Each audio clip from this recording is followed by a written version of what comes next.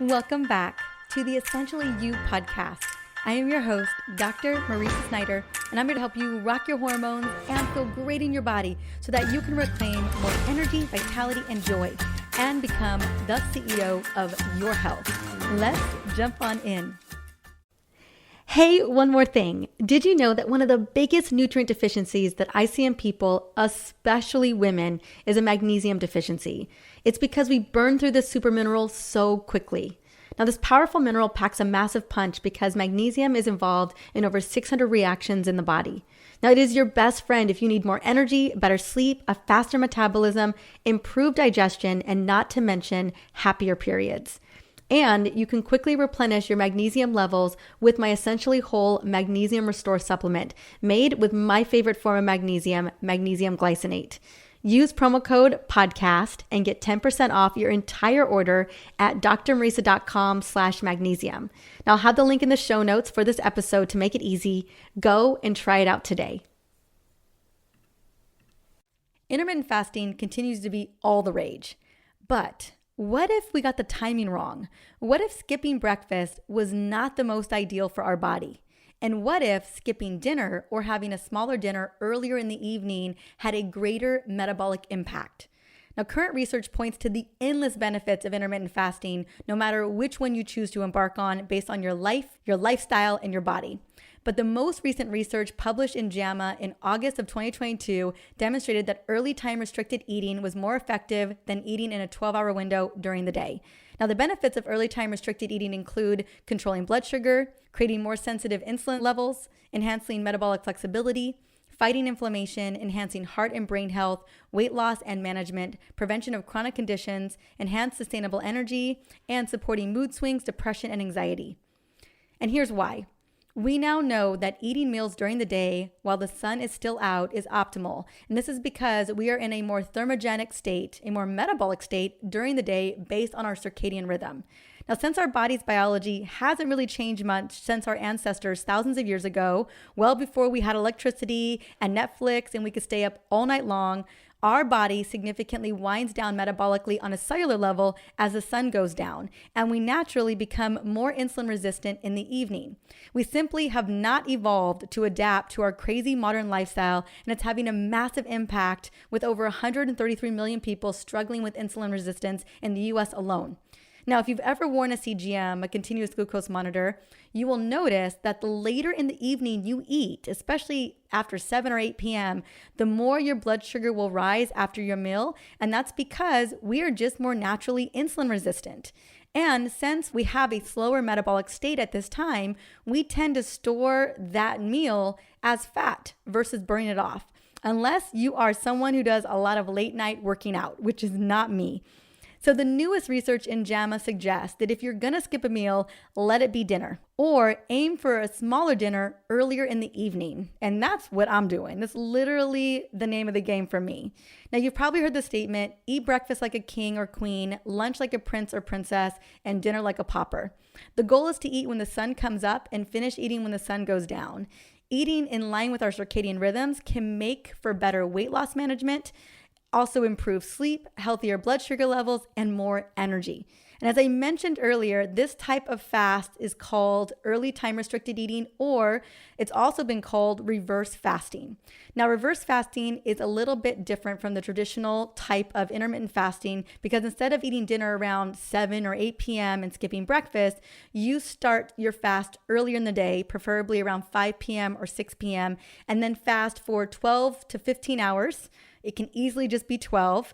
And this subtype refers to the scientific literature as early time-restricted eating or just time-restricted feeding. Researchers have found that this type of fasting to be superior to fasting at any time. For example, the results from a study on breast cancer survivors showed that starting your fast early in the evening before 8 p.m. was better than after 8 p.m. In that study, researchers asked breast cancer survivors to do a 13-hour fast and found that with just 13 hours between the last meal of the day and breakfast, people started losing weight and having 30% reduction in breast cancer reoccurrence as opposed to people who are eating freely. And when you think about it, this diet is as simple as it gets. You just eat dinner at 6 p.m. and then you eat breakfast at 7 a.m. That is the long and short of it. So now that you've got the breakdown of how early time-restricted eating works, let's talk a little bit about the power of circadian rhythm. Now, the concept of reverse fasting or early time-restricted eating is really about using the power of the sun and your circadian rhythm to inform your eating and sleep-wake schedule. Many people have heard about circadian rhythms. I've talked a lot about it on the show. I've had experts talk about it on the show. But did you know that we have a circadian rhythm in every single one of our cells? Every single one of our cells is running on this clock. Now, all of your cells and organs have clocks that determine when our genes should be turned on and off. If it makes sense that you can't do all the actions in the body all at once, right? That would be crazy. If your cell is having to do all the things all the time, gosh, it sounds like women. They don't, right? They have genes that go on and off, or they dim lower and higher. So when the sun goes down, usually actions of digestion are turned off and the actions of repair and restoration are turned on. If you eat late at night, like a late night snack, you might get slower digestion, inappropriate acid production, and more insulin resistance. This leads to fat gain, GI symptoms, and even type 2 diabetes. But in the morning, shortly after sunrise, the digestive genes kick on again, which is why eating breakfast and not dinner is a great option for those looking to promote optimal health. Now, if you're intrigued by the concept of reverse fasting, or again, that early fasting and living in harmony with your circadian rhythms, here's how to get started. Plan to do a reversed fast daily, meaning you leave 12 to 13 hours between your early dinner and breakfast. For example, push back dinner to 5 p.m. or 6 p.m., and then plan to break your fast around 7 a.m. the next morning. And in between that time, you can have tea or water, even black coffee in the morning before you have that first meal to break your fast, so that you are in that fasting state that entire time. And if you are just getting started with intermittent fasting, I want to just share 3 ways to set yourself up for success when applying intermittent fasting to your life and your body. So I shared these about 2 months ago, and I just wanted to share them quickly again so that you have a couple of strategies to really rock this out. And these are the strategies that I do every single day that really allow me to get the most benefit of having metabolic flexibility, making sure that my insulin levels stay sensitive, my blood sugar levels stay stable, and that I feel energized throughout the day. So number 1, before you start fasting, make sure that your last meal of the day is high in protein, low in sugar, and low in refined carbs.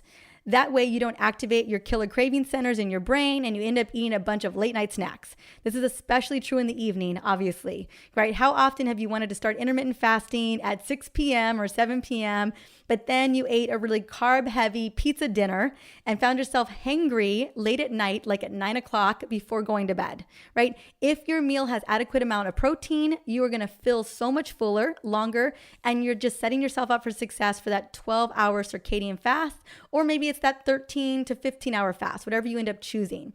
And now it's so important to get sufficient protein. I'm talking about 0.75 grams to 1 gram of protein per pound of lean body mass. For instance, a woman weighing 130 pounds and has lean body mass of 100 pounds, I recommend between 85 to 100 grams of protein per day. And you want to break that out pretty equally between meals, meaning breakfast needs to have a sufficient amount of protein, lunch, and then that early dinner before 6:30 or 7 p.m. And make sure that you're also pairing that with healthy fats and tons of fiber. We want a metabolically healthy meal here. So lots of different types of veggies, fruits, nuts and seeds, so that you are really supporting your microbiome as well. Number 2, when you break your fast with your first meal of the day, ideally it's in the morning, ideally it's breakfast. I'm hoping I'm pleading that case today and that you're saying to yourself, okay, Marisa, I'm going to start doing breakfast. All right. This was hard for me. I had skipped breakfast for a long time. I've been doing intermittent fasting for a while. Obviously, I stopped when I was pregnant and I stopped when I was breastfeeding for a long time, but I went back to it. And again, skipping breakfast felt like the easy thing to do, but I felt like I just wasn't getting the energy that I needed. I just knew something wasn't right. And as I wore the CGM, it became so clear that I needed to push dinner back earlier and I needed to start breakfast in a really metabolically healthy way. And wow, did I see major shifts and changes in a positive direction on my continuous glucose monitor. But then I just felt better. So I just want to speak into, breakfast being such an important part of the day, setting the tone for your metabolic health.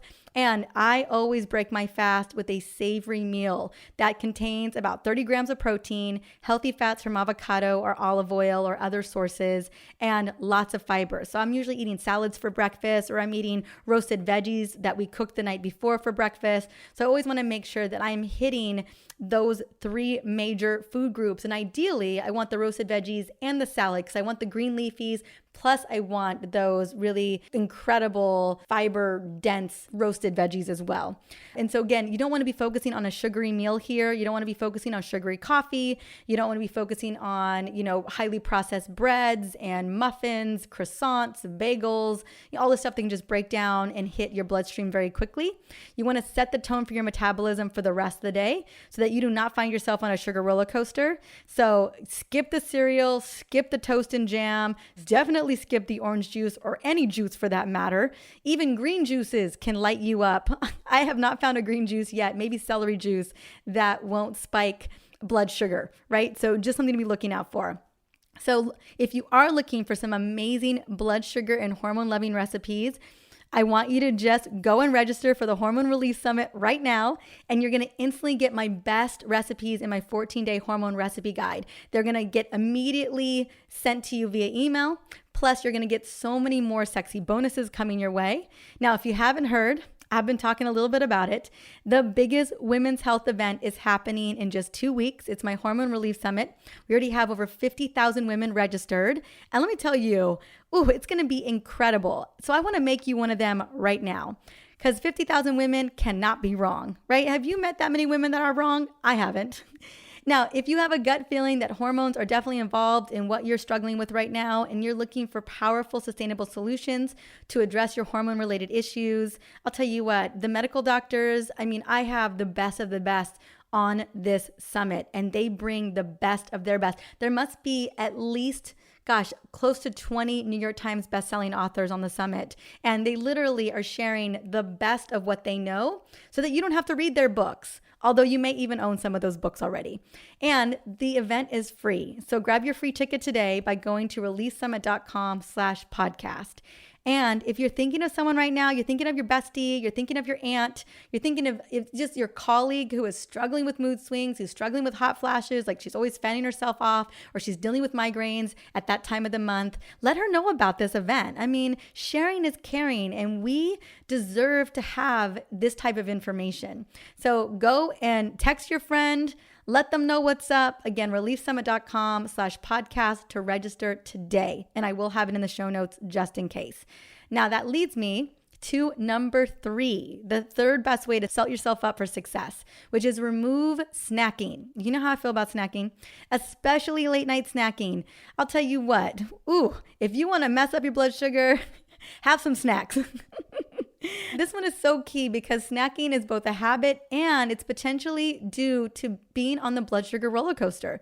As you know, I'm a big fan of 3-meal magic because we need to give our bodies a break between meals. And a good break is usually 4 to 5 hours during the day. And the most important break is the break between your last meal of the day, which is dinner, and sleep, because you want to make sure that your body goes into restore mode, into reset mode. And if you are in that process of digesting, it messes everything up. So we want to make sure that you've got at least a 3 to 4 hour window between your last meal and when you go to bed at night. Not only will you notice better sleep, better deep restful sleep, better REM sleep, but also you're going to boost those melatonin levels and you're going to boost the creation of more mitochondria. That's how powerful making sure that you have that gap between the last meal of the day and when you sleep. Now, if there's one thing I recommend over and over and over again is that you try to give yourself that break between dinner and sleep. And what I love so much about these 3 strategies is that they're free. They're easy to implement, and they will create so much more success when it comes to doing intermittent fasting. So I want you to think about the 3 strategies I gave you today, right? 1, remove snacking. 2, making sure that you break your fast with a savory breakfast. And the first one that I shared with you is making sure that the last meal of your day is high in protein and low in sugar and refined carbs. I feel like there's like a common theme here, which is keep your blood sugar stable. That's just going to set yourself up for success. So if you do decide to cut off eating after 6 p.m., you will make it to the next morning without feeling hangry or irritable or moody, and you get that deep, restful sleep. Plus all the gains that you get from it, right? You have more metabolic flexibility. You're in fat burning mode when you wake up. You have more energy because your mitochondria have been cranking overnight. Like there's just so many more benefits. So when I switched to an earlier dinner time, which I did in the last several months, and I walk after dinner, I make sure I don't eat anything else until the next morning, and I have breakfast now. Oh my gosh, it has been the ultimate game changer. I feel stronger. I am busting personal workout records left and right. I'm carrying my son everywhere because I've got energy to spare. I just feel so much better. So I just wanted to share this with you. I hope that some of these tips that I gave you, especially the concept of eating dinner earlier, making it slightly smaller, and bringing back breakfast. I know this can feel a little controversial, but I promise you, just give it 30 days. See how it goes. See how you feel. And at the summit that I'm hosting, I actually have some of the best experts in intermittent fasting for women in the summit, including Dr. Stephanie Estima and Dr. Mindy Pels, 2 dear friends of mine, 2 of the biggest experts in intermittent fasting, especially around our hormones. So again, if you haven't registered yet, go and grab that free pass at releasesummit.com/podcast. I cannot wait to see you there. Thank you so much for listening in on the show today. The show is all about providing tools to rock your hormones and feel amazing in your body. Now, if there's someone in your life that needs to hear this episode today, because I'll tell you, it turned me on my head when I started looking at all this research. I have a feeling it's going to turn your bestie on her head too. So take a moment, screenshot the episode, send it on over to them, share it on Instagram. If you do, #HormoneCEO. And until the next episode, have an amazing day.